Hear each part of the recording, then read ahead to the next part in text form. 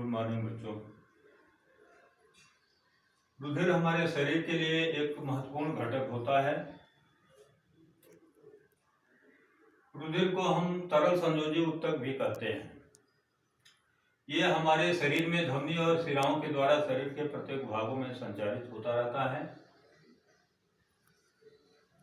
मनुष्य के शरीर में रुधिर का औसत मात्रा उसके शरीर के भार के 7 से 8% भाग होता है, अर्थात औसत मात्रा उसकी लगभग 5 लीटर होती है। यानी यह कह लिया जाए कि एक स्वस्थ व्यक्ति के शरीर में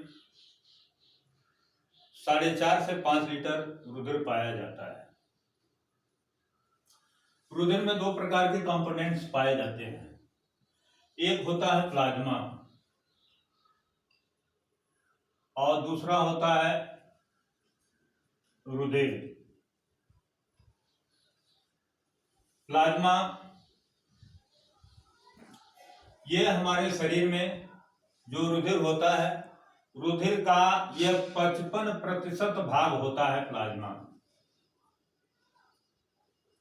यह प्लाज्मा हल्के पीले रंग का क्षारीय और निर्जीव पदार्थ होता है जो हमारे रक्त में पाया जाता है। इसमें 2 प्रकार के घटक होते हैं। पहला होता है कार्बनिक पदार्थ और दूसरा होता है अकार्बनिक पदार्थ। कार्बनिक पदार्थ में हमारे रुधिर में कार्बनिक पदार्थ लगभग 7% लगभग प्रोटीन पाया जाता है। जो भी हमारा रुधिर होता है उस रुधिर में कार्बनिक पदार्थ के रूप में ये 7% प्रोटीन होता है और वह प्रोटीन एल्ब्यूमिन के रूप में, ग्लोबुलिन के रूप में, प्रोथ्रोम्बिन तथा फाइब्रिनोजेन के रूप में पाया जाता है। और साथ ही साथ इसके अतिरिक्त प्लाज्मा में hormone, vitamin, heparin, urea, ammonia और जो श्वसन गैसें होती हैं जैसे ऑक्सीजन और कार्बन डाइऑक्साइड, ग्लूकोज, अमीनो अम्ल, वसा अम्ल, ग्लिसरॉल तथा प्रतिरक्षी पदार्थ घुले हुए होते हैं। अकार्बनिक पदार्थों के रूप में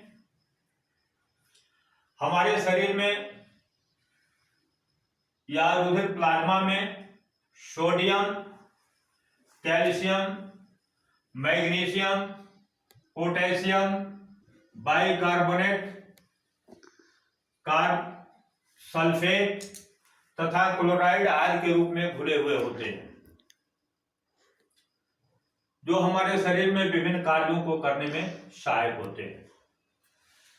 प्लाज्मा के अलावा इसमें हमारे रुधिर में रुधिर कणिकाएं होती हैं जिसको हम ब्लड सेल्स कहते हैं या ब्लड कॉर्पिकल्स कहते हैं। यह हमारे रुधिर में इनकी मात्रा 45% होता है।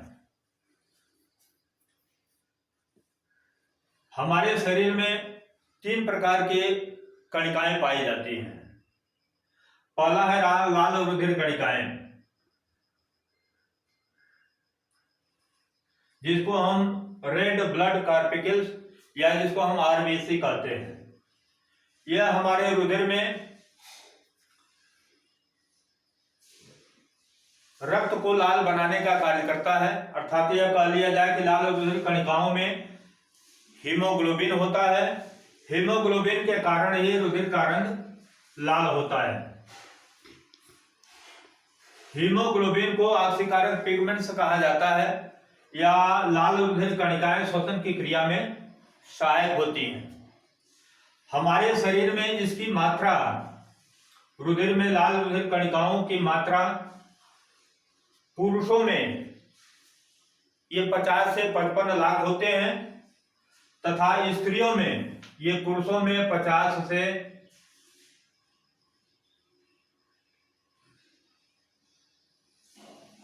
55 लाख होते हैं तथा स्त्रियों में ये 45 से 50 प्रति घन मिलीलीटर पाया जाता है। ये उभयोत्तल होते हैं, ये डिस्क आकृति के होते हैं, यानी इनके दोनों सिरे पतले होते हैं और बीच में इसका उभरा हुआ भाग होता है। ये श्वसन की क्रिया में सहायक होते हैं, जिनकी मात्रा के विषय में आपको बता दिया गया कि पुरुषों में 50 से 55 लाख होती है और स्त्रियों में 45 से 50 लाख होती है।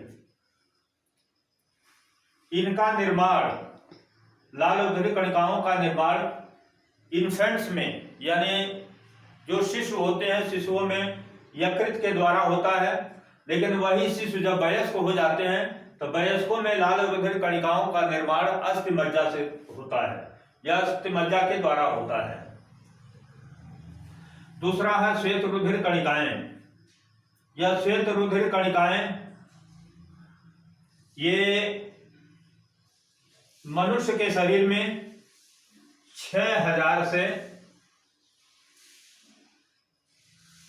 ये 10,000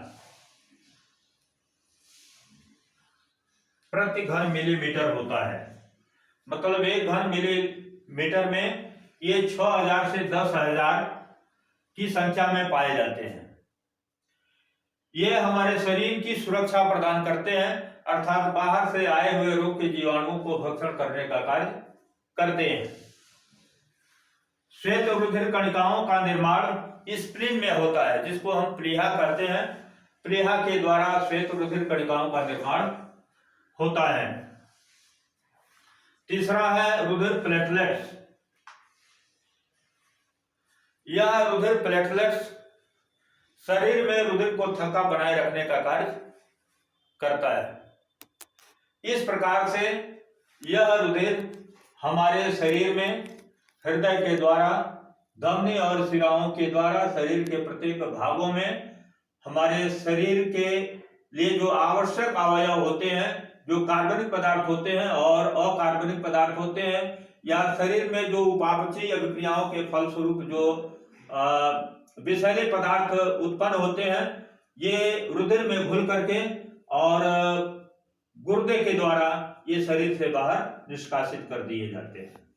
ठीक, अब अगला पॉइंट फिर नेक्स्ट डे पर।